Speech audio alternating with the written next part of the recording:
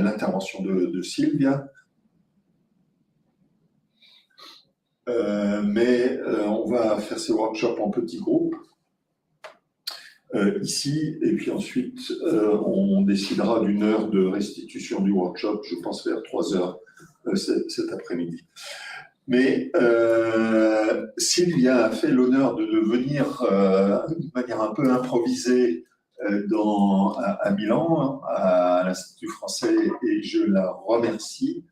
Et nous allons parler, je crois, cette fois, de la question de l'improvisation. Donc c'est une question qui, avec Vera, nous a longtemps travaillé, et notamment grâce à Christophe Ordel, qui malheureusement ne pourra pas intervenir à la suite de ton intervention. Lui est urbaniste et musicien, et il a travaillé sur toute cette question de syntaxe et d'éléments libres, donc la relation entre des éléments structurants et des éléments d'improvisation.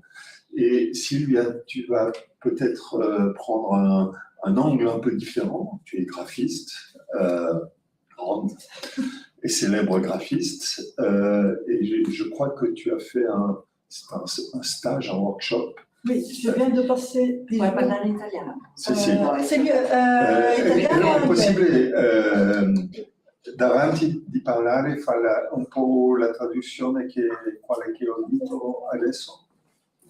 Ah, sì. Sì, per Marta. Sì, Marta è quella ragazza di cui parlavo ieri. Abbiamo approfittato della presenza di Silvia a Milano, chiedendole un intervento improvvisato, giusto perché è anche l'argomento del suo intervento, perché l'idea dell'improvvisazione è una cosa che è molto presente nella ricerca che Rudy e Vera hanno portato avanti in questi anni, anche con il contributo di Christopher Dell, che è un urbanista ma musicista, e che lavora molto sull'improvvisazione, e che ha fatto per noi un concerto improvvisato all'interno della mostra di Versailles, Préséance du vivant à Versailles. Préséance du vivant a Versailles, e che anche ha scritto un libro con Rudy anni fa sull'improvvisazione all'interno della città, sì, nella concezione urbana. Quindi approfittiamo di Silvia che non vi presento perché si presenta da sola, comunque sia è ovviamente una designer molto molto apprezzata, ma fondamentalmente anche sull'idea del design, su un'idea anche nuova nuova non è la parola giusta, comunque un'idea diversa di approccio con la relazione, e è anche insegnante all'ISIA di Urbino. Grazie. Se ci parla italiano o inglese? Sì, no, italiano. O inglese, what you prefer? I can do it in English. Se lo faccio in inglese per voi va bene? So I think it's better for also the okay. So we don't want to translate, and also my English is much better than my French. No. I hope the people here. No, I think it's English is perfect for. Yeah. We unfortunately we want to do this workshop without English at the beginning, but we understand that it's not possible because French or Italian are everyone is We think before that in Italian and French is enough neighbors that each person can understand both. Yeah. Okay. So I ask for your collaboration because this presentation is improvised. So I will ask each one of you to pick a part from this, just one. Yeah. And to give them to me. Yeah. It seems to me like one of those television shows. Yeah. Okay, which one? Okay. Very So can you give them to me? Yeah. So we have First is okay. preparation. Oh, There. Experience. È la rovescia. Falling or failing. Being wrong. And transmission. So I'm still under the influence of this experience that I had. I'm just back from Sainte Marguerite in front of Cannes, where I participated in a 10-day improvisation summer school. So this is exactly what I'm thinking about these days. So having this improvised invitation made me think that I could just start with the words that I collected in my notebook while coming here and without following one thread. So just to give a little bit of background, thanks for the presentation. The thing I'm doing parallel to being a designer and teaching is dancing, and I practice improvisation in dance. I'm not a professional, but just an amateur, but this has brought me to start using this approach, especially in teaching, which has to do with transmission. And usually, just to add a little bit to this introduction, in Italy, I don't know if you feel the same, when you say something is improvised, it's a very negative thing. This thing is improvised. So he didn't design it. He didn't do it professionally. While I think that improvising is the only way to do exactly what is needed in that specific situation. Yeah. So the meeting we had in France was focusing on how to work on the transmission of improvisation, because you cannot, if you think of music or dance, you cannot teach anyone exactly what to do, because if you teach them something, this is not improvisation anymore, because tell them exactly what they have to do in that situation. So the only thing you can do is working on preparation. So how to be ready in a specific situation where you're asked to improve. You need to improvise. You have to give a carte more, and this will create a chaos, total chaos. Could you please pick one of these cards and give it to me? May I see? It's working with what is there. So this is perfect, because why do I think improvisation is necessary? Because it allows you to work with what is there and not what you wanted to be or expected to have, and so on. So it means that in teaching, in transmission in general, it means that you cannot have, for instance, a program until you meet the people that you have to work with, which is, as we were saying yesterday, is exactly the opposite of what you're expected to do, because I'm hearing more. I'm lucky because most places where I teach is not like that, at least at the moment. But in general, you're expected to deliver a very precise program of your teaching and to deliver results. Also, can I cut you? No, it's perfect. Please join the conversation. Also, in the church, I every time afraid about this. When you start a research, you have to give the end.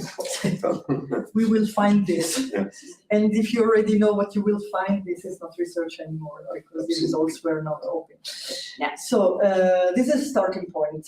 How do you prepare for being able to improvise? It's not an easy answer. We were trying to find an answer during these days by meeting with teachers that wrote their specific approach, and to get closer to this idea of being ready to act in a specific given situation that you don't know about. So it all starts with, I think, with our bodies, being there, being perceptive being able to understand what's happening. And that means that as designers, especially visual designers, we are very visual. We tend to focus on this part of our senses. But for instance, vision is only in front of us. And we tend to forget the periphery, which is very important. Something is happening here, just at the limit of our perceptual visual fields. And maybe it's very interesting, but we focus on what is in front of us. Or maybe listening, the hearing sense is sphere, so we can find information from all around us. Imagine if you enter a space and you listen to the space, first of all, before saying this room is white and has some gray things on the wall. You can also walk in it and hear the sounds or the voices of people who are already there. So this changes the approach. And I think there are one very strong sense, you see it with babies, when you go from one room to the other, has to be with energy in the room, because they wake up when you change rooms. So it's and they wake up very, very strongly. So I think the energy is also a part of this perception. Yes, and also perception, we tend to consider the traditional five senses, but it's very limiting. First of all, some senses are very strongly linked to each other, so it's doesn't work to separate them, like smell and taste are very connected. And secondly, we have other senses like the perception ourselves, the perception like proprioception is our relation to movement and space. They are also senses, and we gather a lot of information from them. And this has to do with the beautiful thing when you start to pay attention to how your body works, is that you gather an immense quantity of information from it. You all the time, for instance, I put my arm here, it's out of my visual field, but I know exactly where it is. And if I want to bring my hand closer to my head, I don't have to look at it. Everybody knows, it's not like me. Everybody knows how to do that.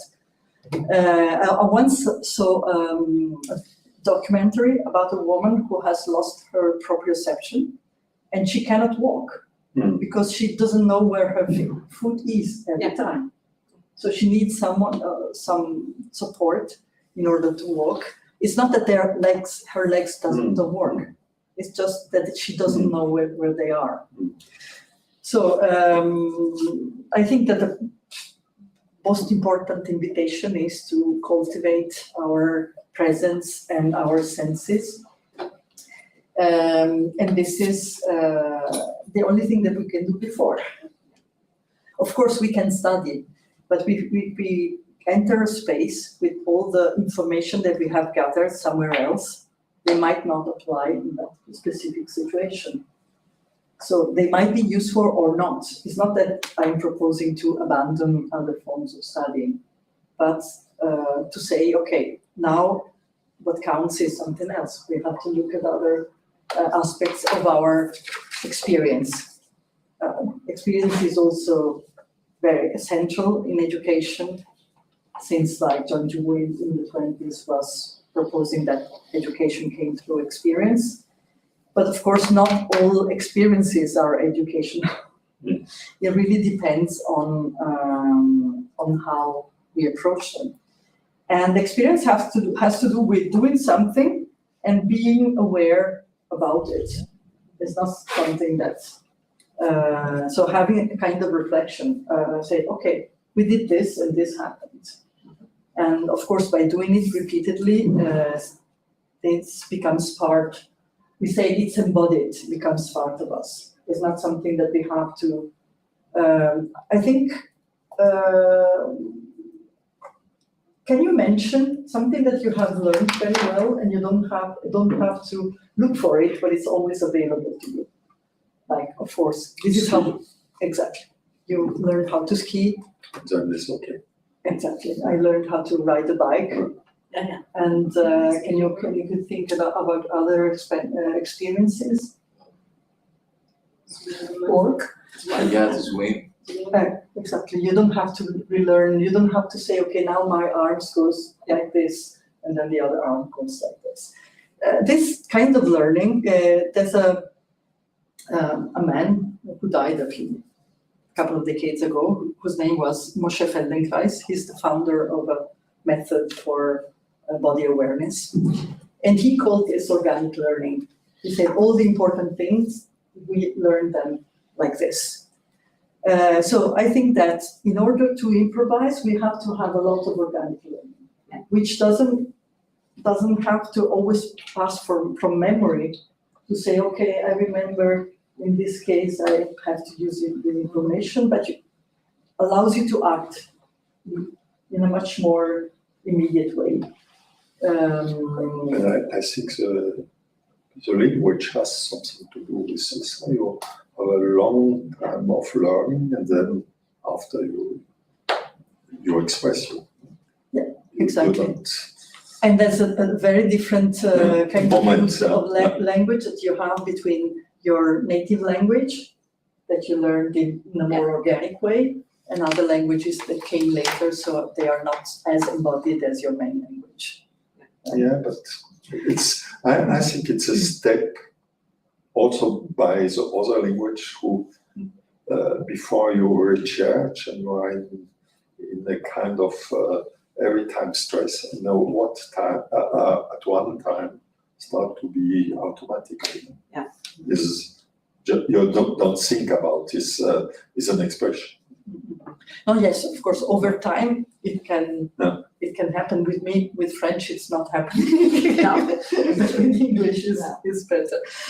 So and another thing that came out, these two cards are similar, being wrong and falling or failing.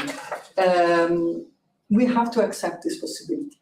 Improvising means that we have to be open to the possibility that something doesn't work. And because we are not planning and we are not giving ourselves a specific objective, but we are trying to do what is possible within that given situation. I'm trying to apply this in my teaching in Urbino, and basically this semester that just ended, we built the course together with students, and on the last day, each one of us had to choose a word that represented something that they didn't want to do anymore in design, or something that instead we want to adopt from now on. In my case, I said, I want to stop being right, because if you're the teacher, you have to be right all the time. You have to know, you have to be able to answer any question, n'importe quoi. If they want to know something, they expect you to know. And Michel Serres speaks very good about this. I say, now when I make a conference or I make a course, I give the title, and 10 minutes after, my students know more as what I know with Google. So we are not, there's not any possibility now to be only the transmission of a sapere. No, it's very much about being a facilitator of something that can happen. Yeah. But that means that you have to be in tune with the specific situation, because if you arrive without form of openness towards the situation, it doesn't work. Can I ask you if you can pick one on this card? Una carta. Okay. Vado sotto. Okay. Ok? Yeah. Devo leggerla? Transformation. Okay. It's clear. Okay, transformation of knowledge. But transformation happens on many levels. One is the transformation that we can do with ourselves by practicing. And the other is, what was it trying to say by transformation of knowledge? To be able to take something that we know, that belongs to our memory and our experience, and to see if it can become something else in that context. But also being able to let go if it doesn't work. This is another very difficult thing to do. So I finished my first round of words. So if there's any, if you want to add something also in Italian. No, okay. Does it relate to your experience? Did it happen to you too? Yeah, obviously, So, especially the failure. and how do you react when you You realize can learn faster. To fail is, I mean, important. It would be better to don't fail. In our mind, we always want to win, but I think it's the best way to learn faster. That's it. This is a very good sentence of Beckett on this. Fail better. Yeah. No, Fail again. fail again, I fail again, better. again. I have the poster in my studios. Yeah. I can imagine. I was also obsessed with that phrase very much because, well, of course, it's a difficult way to learn, especially if we are used to learning, okay, we have to be approved at every step, so there's no space for failure. Maybe but we've learned how to walk through failing very often. Yeah, and this is, I think, really important because our society of zero défaut, no accidents, no of perfection. It's not human. The Swiss one or the Protestant one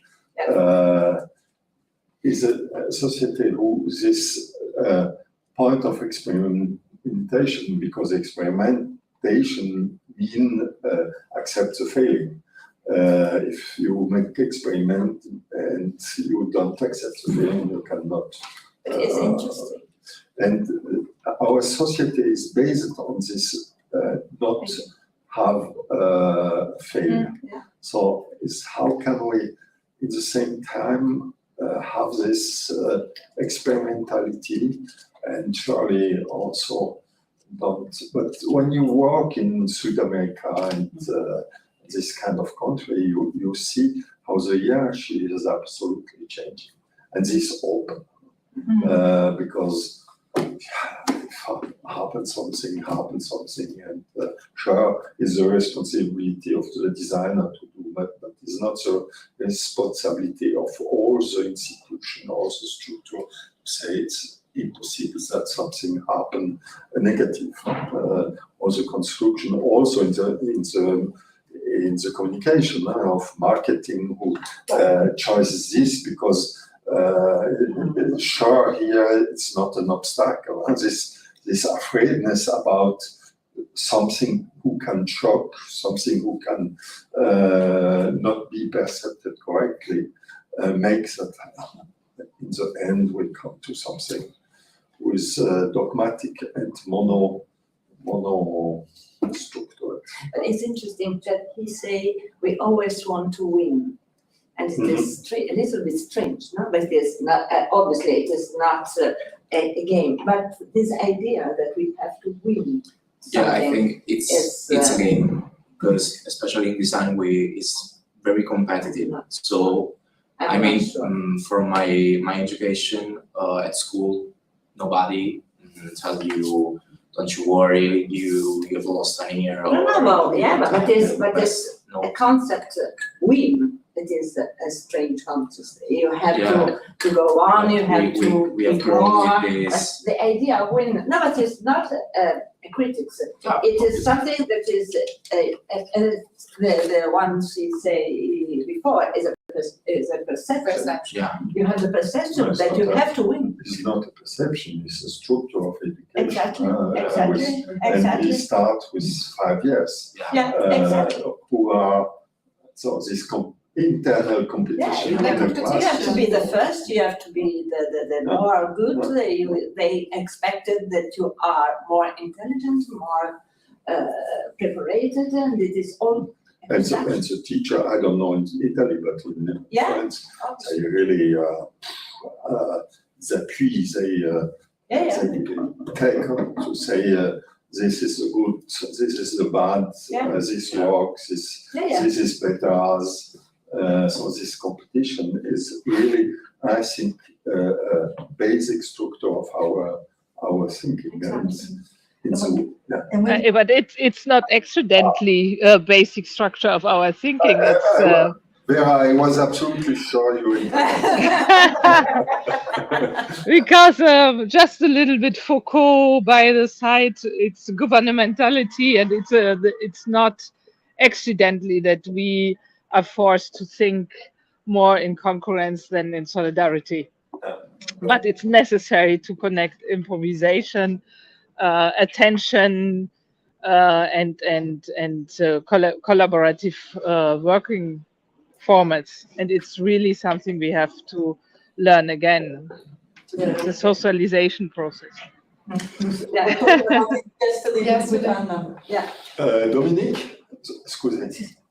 Exactly. I think that the competition is the fruit of lobotomization of the school of the educational system. I don't know if it is You correct. can speak French how I say also, it. Dominique. Hein, I can say, if I can say it in French, then I can be very. En fait, je pense que vraiment la compétition, on a été lobotomisé dès l'enfance dans cette idée de compétition et d'accumulation de savoir, concurrence entre les uns et les autres. Donc, du coup, on accumule le savoir, on veut pas le partager, on veut pas le partager parce qu'il faut que l'on soit meilleur que les autres. Et il y a toujours cette polarité. Il y a une polarité. Oui. Vas-y, Dominique, excuse-moi. Rudy. Et il y a toujours une polarité entre le meilleur et le cancre, et jusqu'à l'âge adulte, on continue de répéter, de reproduire le même chemin. Et en fait, ce que j'ai trouvé bien dans la formation avec le Master Design Innovation, c'était qu'on était dans une autre manière de former avec Imke, Giulio et les experts, vous, Rudy, qui étaient venus à Madagascar. C'était que on est tous là au même niveau et on n'est pas en compétition les uns contre les autres, mais on est amené à accumuler tous un savoir et ramener ces savoirs sur la table et les partager ensuite et voir ensemble où on a fait l'erreur et on apprend ensemble, on s'élève ensemble en fait. Voilà. Mais juste, Dominique, ça veut dire qu'on place, et pour moi ça c'est un concept de base de tous les cours que je donne, je place au centre de mon cours ce que je ne sais pas. Et pas ce que je veux transmettre, ce qui est autre chose. À la rigueur, je transmets, mais je me mets au même niveau que les étudiants par le fait que je me confronte à quelque chose que je ne sais pas. Et ça, je pense que c'est une base pédagogique presque. Hein. Oui. Après, cette horizontalité. Est-ce que le mot innovation, tu vois, je suis en train de réfléchir, master innovation, dans ces mots innovation, moi personnellement, il y a toujours quelque chose qui me dérange parce que ça fait complètement partie de cette logique compétitive et de devoir innover à tout prix, etc. Est-ce que l'appeler master transformation, ça ne serait pas plus adéquate je suis totalement d'accord avec toi. Après, les politiques subventionnent l'innovation, ils ne subventionnent pas la transformation. Non, par rapport à ce qu'on est en train de dire, on y est toujours... c'est toujours là. We switch again in English. Sorry. Thanks, Dominique. I'm sorry. It's very interesting about what you were saying, because in this improvisation summer school, we had a meeting with a French sociologue, Anne Keren, who studied the École Mutuelle, that existed in France in the 19th century. And it was a model to educate the children of the poor. And at the beginning, it was very supported by the industry, because they said, okay, we will give basic education to everyone in a very simple way. And it was based on the idea that so-called better students would not compete with the others, but help the others. And you could be better in one subject and not in the other. So basically, the teaching wasn't done. There were no school books. All the information was owned by the school, by everyone. So there was also no social difference in the fact that you could buy or not buy the books or have someone at home that would help you or not. So that would put in the end, this education was abandoned because it was too efficient. And the children, poor so people. there was too many people didn't want anymore to work in the field or be factory workers. And this was considered, so basically the public school decided to be based on the teaching of the Catholic schools instead of this model that was very efficient. But it was actually imported from England in a perspective of efficiency, but it ended up being a system used by worker unions to educate themselves. And it was abandoned by the public system. So it's interesting to hear that this competition is always there. And as Anna said, talking about innovation is probably not the right thing because some things are, especially in education, are there. If you look at also at other cultures, you can find plenty of old good models, only we don't want to hear about them. But this is the focus of our school, because we don't have the idea to discover something that we don't know or we will know in the future. But the idea is also to understand and to come back in the focus of the things that we don't know because they are not in the mainstream of the communication, of the teaching, of the other things. So there is another thing that is the difference with the Triennale is this. This is not something that we have to discover, but something that sometimes is behind us or near to us, but we don't use and we don't know or we don't transmit. We don't have transmission. Okay. So do we have time for a second round of cards? Yeah. Yes. Okay. Obviously. This is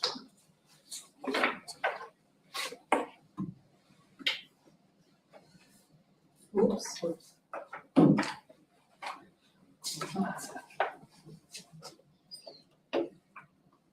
Yeah, it's beautiful. Beautiful. Yeah.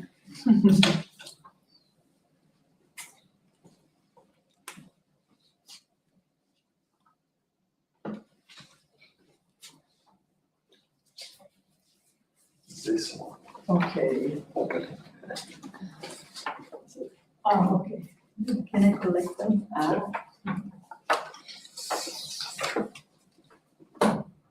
Okay, we were talking about this yesterday. Okay, so some of them came already out, like awareness. Awareness is a tool that we can use. We can basically learn to use it. It's like to, as Susanna was saying, to bring a light to a specific aspect of an experience. So, for instance, if I'm designing something that has to do with the space, decide to focus on the sound of the space, of the materials, and so on, or the specific kinds of relationships that are happening between people. So it still has to do to teaching ourselves to be aware of what happens. Yeah. And this has to be seen as a tool, not as an end in itself. Yeah. And opening was not the right word to use, but being open to what can happen. And I think but at the same time, opening something, opening a concept, opening a ideology, opening is the beginning of the construction. is the precondition of possibility. Because if you are not open, if you don't create a context where certain kinds of things happen, the possibility is very limited. You cannot leave only space for what you really want to happen.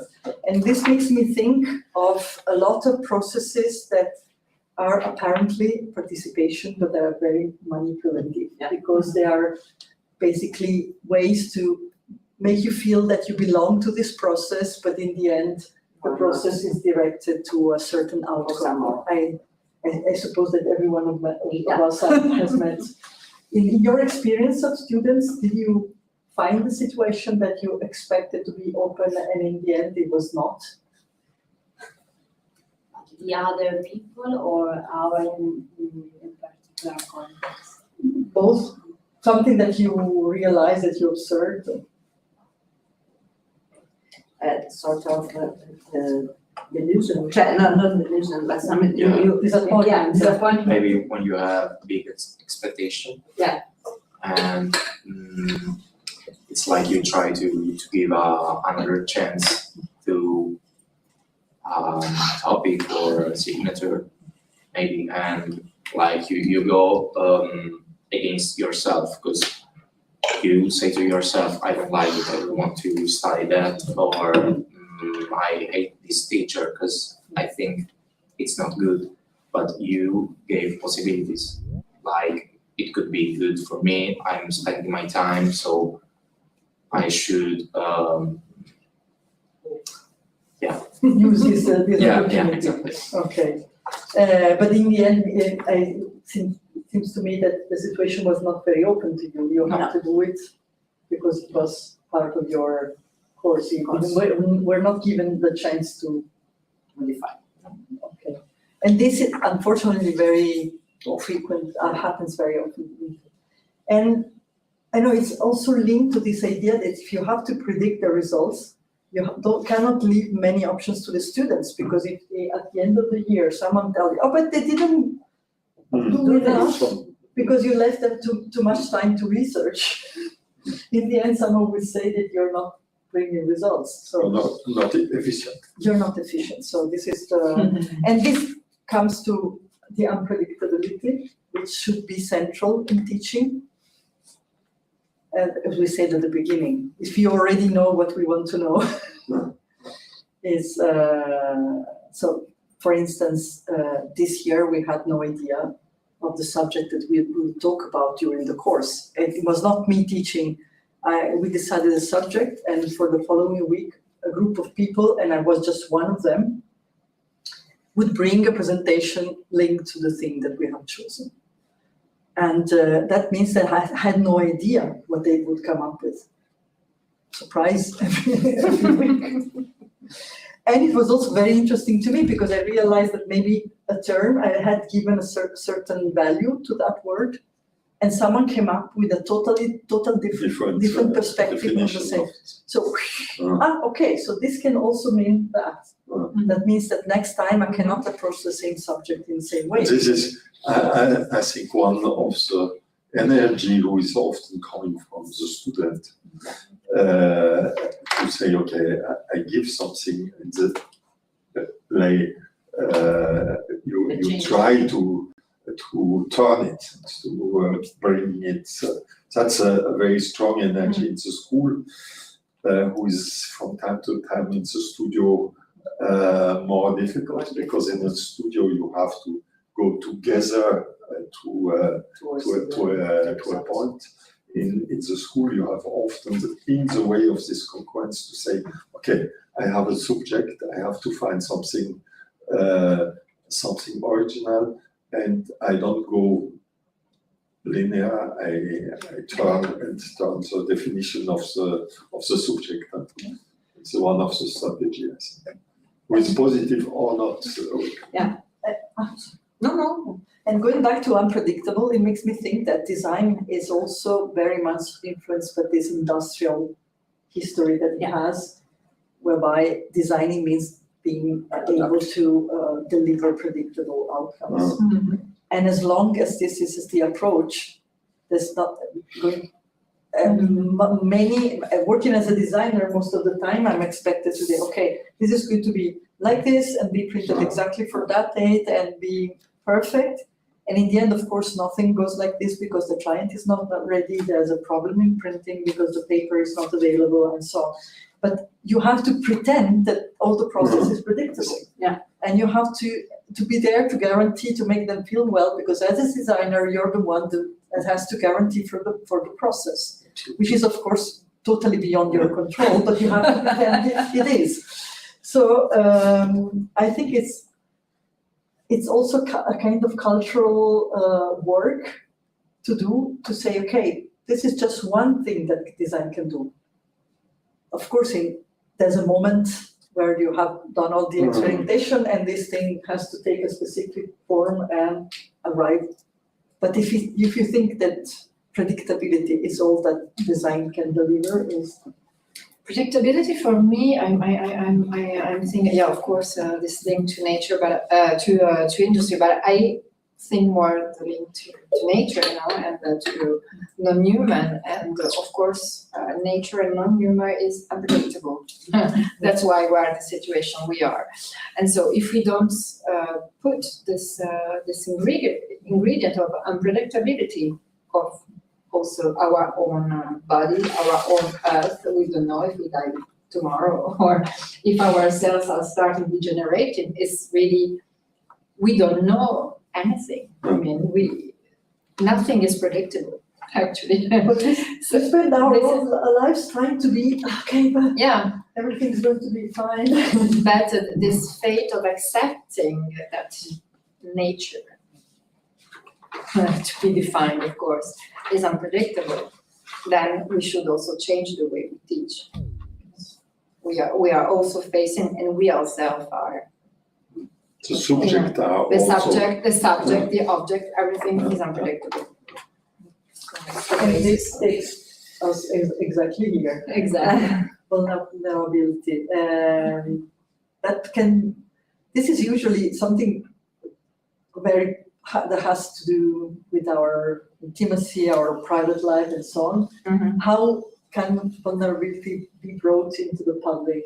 The collective Or discourse? fragility. I mean, the Japanese, when they do the fragility is at the basis of their design. In our culture, is much less like this. It's much more Eastern culture. The vulnerability, the fragility is part of. But we are in the Western world, as we already said, it's not part of this. So we should also integrate. Also as an attitude. Mm-hmm. So as designers, what does it mean to be vulnerable? To be open to failure, for instance, to be open to not know something, to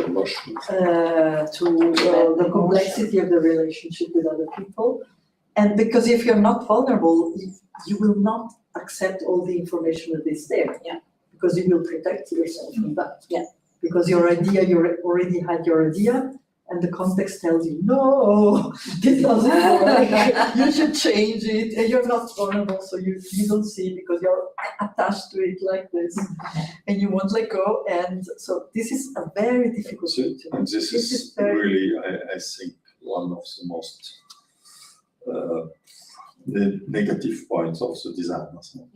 They know before what they will do and cannot change with the context. I think this is the relearning of vulnerability is surely one of the concept of this non-sapere. To say, okay, we have an idea, the first idea, but we accept that the new parameters change us and bring us in questioning and not in knowledge and all this. Nice. Vulnerability sometimes is this synonymous of weakness. So you have to be strong and not to be weakness. So vulnerable, you are difficult to express your vulnerability because this is something that is seen like negative, like you are one who don't want to stay into, and this is not a positive predisposition. Vera? Yes, Susanna, I go with you. But this is also a construction. So the connotation of vulnerability could also be sensibility, and it's about changing the connotation. And I think what we have said, also the word innovation and so on, these are all words which are filled with interest. And I think it's really about deconfiscation of terms and concepts of thinking. And this is the part of unlearning. I think what is interesting is how can we teach and train improvisation in collective and individual formats. So how much input do you need to have a kind of partition to then play together. And we all know these moments when improvisation functions, how this is a very positive collective experience. That one hand goes to the other, and I think it's very interesting to train this without losing a personal statement. So it's not a flow without knowledge or a flow without any position. It's the other way around. It's a intuition which profits from all experience and knowledge which it accumulated. And I think this is very important because some reactions on Scuola di Non Sapere was like, we survived Trump, we survived all these people who shit on what is knowing and vulgarized. And I know that in French this is sometimes a positive word, but I don't like it, not at all, because I think it's not vulgar, it's accessible, it's shared, but the vulgarization is very dangerous. And also, Ivan Illich, in his book Discoding Society, vulnerability, it was really one of the starting points of the acknowledgement that people should have for going towards a logic of peace and not war and warrior, etc., etc. And connected to what Vera was saying, in fact, we have to we are asking ourselves how to teach this predisposition, this attitude. And I was leading a memoir on vulnerability this year, so I can share it with you. It had the félicitation du jury, and it was really somebody write one of my students. So I follow her on this subject. So if you're interested, I can share it. Yeah. To me, it was very important to meet this text that I found in this book, A Slow Reader. Collection was printed in the Netherlands a few years ago. And it's by an artist who works in the social context very much, whose name is Jean van Heeswijk. And the text is called Preparing for the Not Yet. Mm-hmm. So she never mentions the word improvisation, but what she says is absolutely included with that. And this not yet was one of the cards that was picked. And now I will try to make a connection with this. So basically, she discusses her position as an artist who intervenes in a social context and how she enters in a certain situation. This happens also to designers a lot. Mm-hmm. So if you enter from a position of the artist that takes decision, of course, yes. And a very important thing that she says, she starts by saying, lately I talk a lot about training for the not yet. So the not yet in her case is the collectivity. We haven't met, we have to meet. How do I prepare to be ready to work in that situation? And she says, what is critical to that is being able to let go of some of your own subjectivity, to put your subjectivity at risk, without losing your position, as Vera was saying. So it's not that you disappear, you're always that person with their experience and knowledge and so on. But if you immediately, as a designer, you will always want to fill the void. Mm-hmm. Okay, let's do something here. But if you do it too early or too fast or whatever, and she also said, what is important in that learning process is allowing from one's own ideas and even ideals to be withheld momentarily. Waiting. I didn't put this word, but waiting is exactly a key word for improvisation. Because if you decide too early, you didn't consider what's happening. And then newcomers are the expert of waiting and not knowing, so we have to learn. That's one of the statements I was doing in the book also, so they can teach us a lot. But it needs time, and it's all the process that you were describing yesterday. It's not that just, okay, let's do this. And this is very, because we are told that we as designers have a very special knowledge that we bring it to other situations. Of course, we learn something. It's not to say that we don't have, but is it what we need now? Do we have to do something? It's a little bit like the first things we talked about with Jean-Pierre, Marie-Pierre. Désapprendre. Désapprendre. Forgot, but don't forget the knowledge you have, your experience, but try to reconnect with the real experience in the moment. That's the concept of bachelor. Yeah. It's very There's another excerpt that I would like to read. This is an exercise, this withholding, that we are just beginning to learn. Most of us are bad at just allowing for things to emerge, because we are so ingrained in the capitalist productivist system that we don't know how to withhold, how not to produce reactions, a surplus of objects and ideas. Withholding is not about becoming passive. In fact, it is very active and also can be very creative, because it is reassembling oneself in relation to others or through others. Yeah. Mm-hmm. So I don't have an easy answer how to teach this, but I'm trying to teach it myself. But Sylvia, if it is the ending, I think you are in a closed system, and you have now to open the system, if I can say. Mm-hmm. And open the system is to ask at each of you to take a new sentence inside of this process. Okay. I say it because in other case you make improvisation with elements you have anticipated. You choose elements and you just say, okay, I organize in a free way, and who is very important. I think it's, but for me, the second step is to say collectively, we go up this element, and what happens is if Daniela take expression with something explosive. But do you want to bring words, or you want to discuss the words that I wrote? No, new words. Okay. So Dominique and Vera and suggest new word. Can also propose words. Huh? Mm-hmm. Okay.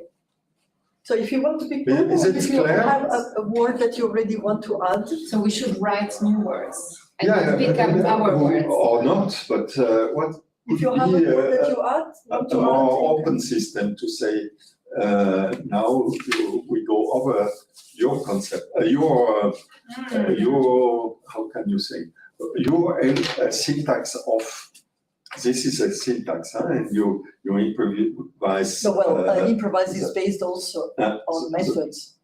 Yeah, and the chronology, and you bring new elements on it, sure, it's, and now when you open the system and say, okay, what happened? You make a step towards radical improvisation. So Yeah. which words would you like to add?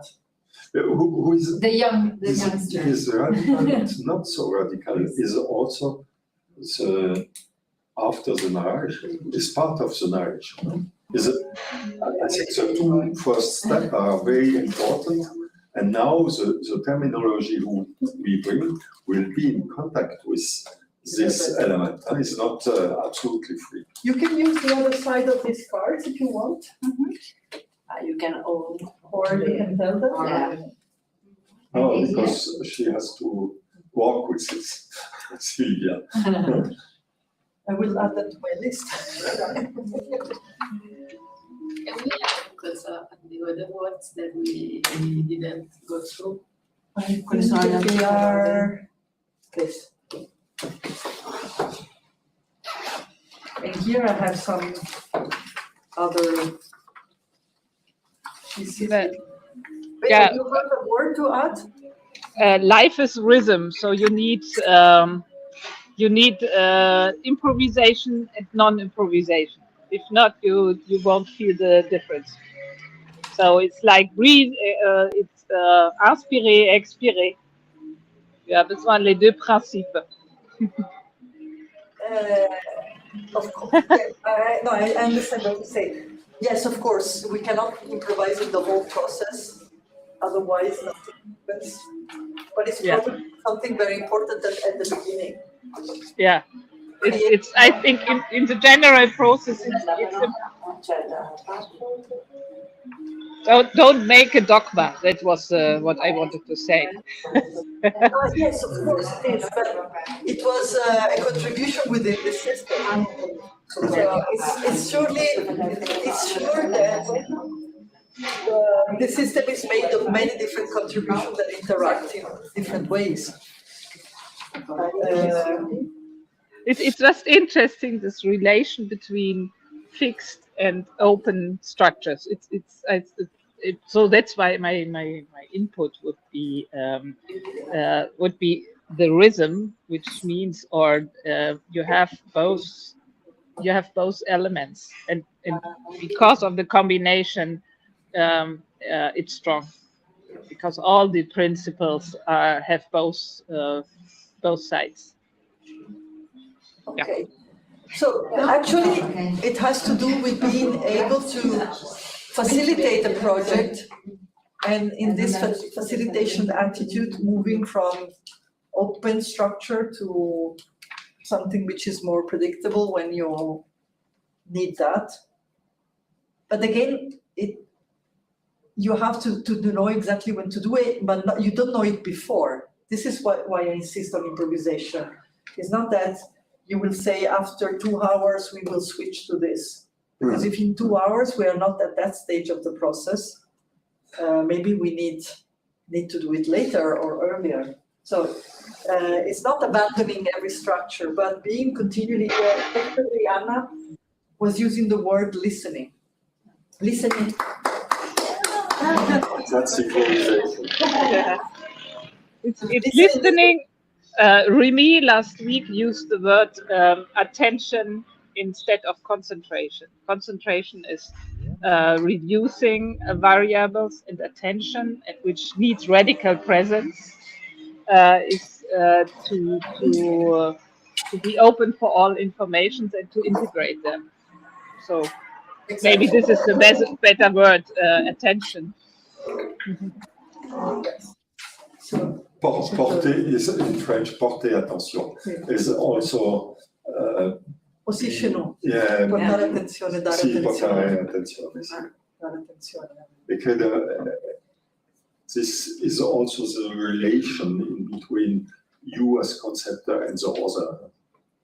Well, let's say if you are for instance, a teacher, we were talking about, you are responsible for creating context.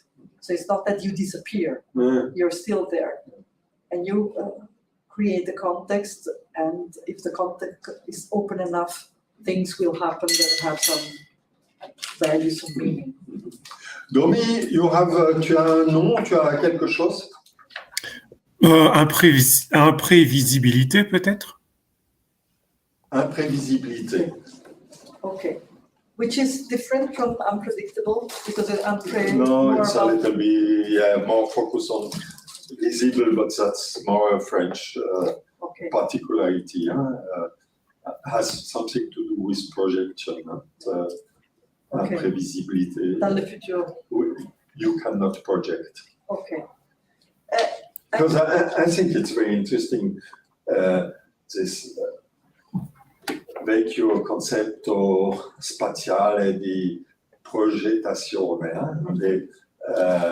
with the base of our way to design also, to say we have an intention, and we have an anticipation of something, and we can construct all the elements that what don't exist will have. And improvisation means that or imprevisibilité, what you don't see, so elements who change the focus. And things that maybe, if you give time, if you allow time, these things will emerge. So I think that improvisation doesn't mean that we abandon every structure, but we have this attention, or with this presence that includes a lot of things. so that you realize that something that you forgot you didn't consider is still there and has to be taken into consideration in order to move to the next step. Yeah. And this is, I don't know what's your experience as a designer, this happens all the time because you have this structure, okay, we have to take this decision, but then we are people, and the group of people who participate in the process, maybe someone didn't feel they were included, and then they will create a problem every step, following step of the process. But I think more you are in a white box, more this don't happen. So our way to make the conception in our studios behind the computers and all this bring us to not so many imprevisibility as if you are in the reality. If you are in the reality, convey more. And this is, can I propose something? Yeah. Serendipité. Serendipité. Serendipité. Ah, serendipité. Serendipité. Serendipité.